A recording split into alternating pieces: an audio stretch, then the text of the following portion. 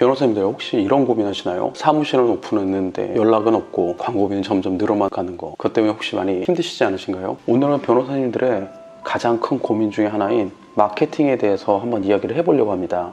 요즘 인터넷 마케팅으로 변호사님 홍보하는데 가장 효율적이고 그리고 또 인사이트를 얻을 수 있는 부분에 대해서 이야기를 해보려고 하니까요, 이 영상을 끝까지 한번 봐주시기 바랍니다.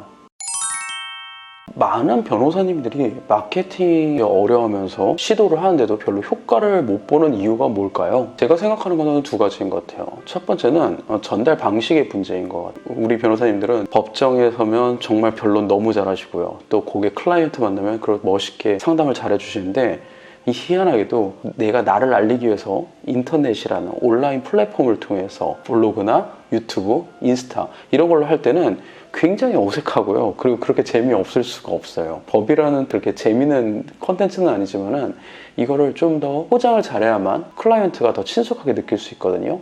제가 이걸 어떻게 잡아가는지는 이따 뒤에서 한번 더 설명을 해보겠습니다.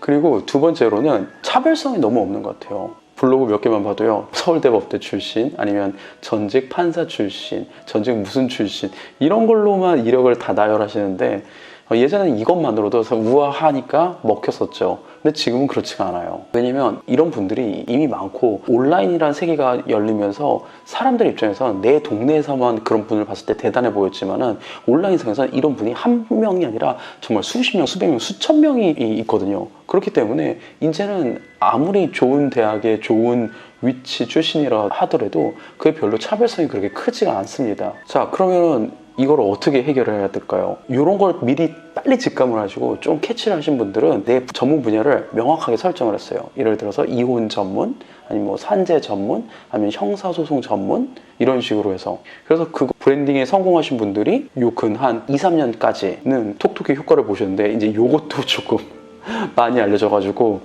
여기서 조금 더 이제 머리를 써야 돼요. 가령 40대 직장인 이혼 전문, 이렇게 더 축소해서 디테일화 시키던가요, 아니면 따뜻한 이혼 변호사, 직장인 산재보험 전문가, 이런 식으로 포지셔닝하고 특화시켜서 나아갔을 때 차별점이 생겨납니다. 조금은 와, 내가 이렇게까지 해야 돼 라고 생각하실 수도 있는데요, 확실히 했을 때 도움이 됩니다. 그리고 사람들한테 각인되는데 너무 도움이 돼요. 한문철 변호사님 같은 경우도 교통사고 전문 변호사로 완전히 특화해가지고 그쪽 포지셔닝에 성공했잖아요. 이런 분이 브랜딩에서 굉장히 좋은 사례라고 할 수 있습니다. 그리고 이제 제가 앞에서 전달력 부분에서 좀 아쉬운 게 많다라고 했잖아요. 그거는 온라인 플랫폼상에서의 전달력은 기획과 관련돼 있거든요. 제가 기획에서 아이디어를 좀 볼게요. 이 기획이 잘 되면 전달력은 충분히 잘 전달이 되거든요. 그랬을 때 이 전달하는 내용이 일반적으로 아마 변호사님들한테 컨텐츠를 만들려고 하면 바로 법 생각하고 내가 담당했던 사건들, 판례들 해서 이 정도가 끝이란 말이에요. 근데 이거를 좀 더 시청자의 눈에서 좋아할 만한 내용, 필요한 내용들을 갖다가 찍는 게 굉장히 중요해요. 유튜브든 블로그든 기획만 되면 그 다음부터 컨텐츠는 굉장히 쉽게 나오거든요.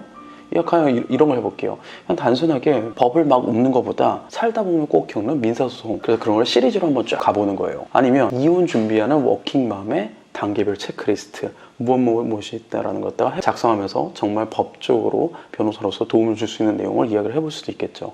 그리고 변호사님들은 사건을 많이 담당해 보셨으니까 이런 거 해볼 수도 있을 것 같아요. 좀 흥미로운 케이스를 분석하는 거죠.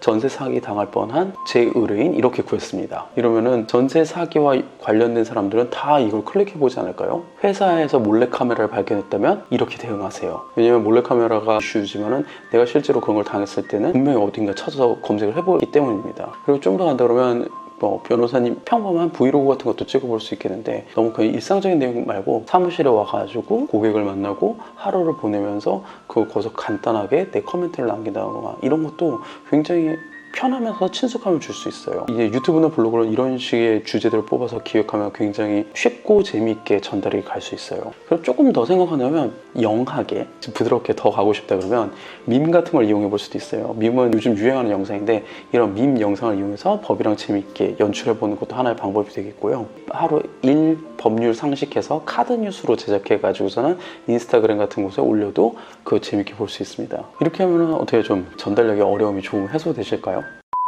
그런데 이제 제가 마케팅할 때 주의할 사항들 몇 가지만 좀 이야기를 해볼게요. 첫 번째로는 내가 너무 나를 노출하고 싶다 보니까 자칫 잘못하면 너무 무리한 과장 광고를 한다거나 아니면 허위 광고를 할 수 있는 소지가 있습니다. 근데 그거의 기준은 내가 이걸 봤을 때 이 내용이 정말 진실되냐 아니냐 그 차이이고요. 만약 거기서 벗어났다 그러면 그런 광고는 하지 말아야 되겠죠. 그리고 각 광고가 컨텐츠형 광고도 있지만은 사실 이제 좀 마케팅을 해보신 분들은 결국에는 내가 돈을 태워서 하는 휘발성 광고를 할 수밖에 없다는 것도 알아요. 잠깐 내용을 알려드린다면 컨텐츠형 광고는 효과가 빠르게 나타나지는 않습니다. 하지만 굉장히 안정적이고 계속 남아있는 거. 근데 휘발성 광고는 내가 돈을 태워서 그때그때 광고를 노출시키는 거예요. 이건 블로그나 인스타나 유튜브 다 별개로도 광고를 할 수 있고요. 이건 효과는 굉장히 빠릅니다. 하지만 한번 보여주고 끝나기 때문에 내가 지정한 기간 동안 걸어놓은 금액만큼만 노출이 되기 때문에 휘발성 광고예요. 이건 효과는 빠르지만 날아가는 광고. 그래서 이런 두 분을 잘 고려를 하셔야 되는데 만약 이런 돈을 태워서 하는 광고를 하신다면은 이것도 필요할 때는 해야 됩니다. 그런데 이 광고를 할 때는 제일 중요한 거는 이 광고의 효율을 분명히 따져야 되고요. 그리고 그 효율에 맞춰서 금액 집행이 돼야 되고요. 그리고 그 금액 집행이 되고 나면 거기에 맞춰서 고객들이 얼마나 클릭을 했는지 그리고 고객들이 나한테 사건 문의가 얼마나 왔는지 이런 분석이 꼭 같이 가셔야 됩니다. 이런 거 없이 그냥 잘못하면 돈만 날리는 광고가 되니까 주의하시라고 이야기를 해드리고 싶어요. 자, 지금까지 변호사 마케팅의 핵심적인 이야기를 좀 한 것 같아요. 차별성 부분, 컨텐츠 부분, 그리고 마지막 주의사항까지 이야기를 해드렸는데 제가 중요하다고 생각하는 건요. 전문성과 진정성입니다. 그리고 이거를 어떻게 보여주느냐가 변호사 브랜딩을 함에 있어서 성공의 열쇠가 될 거라고 생각됩니다. 이런 저의 영상을 잘 참고하셔가지고선 성공적인 변호사 마케팅 하시기를 응원하겠습니다. 저의 내용이 도움이 되셨다고 생각하시면 좋아요와 구독 꼭 부탁드리겠습니다. 감사합니다.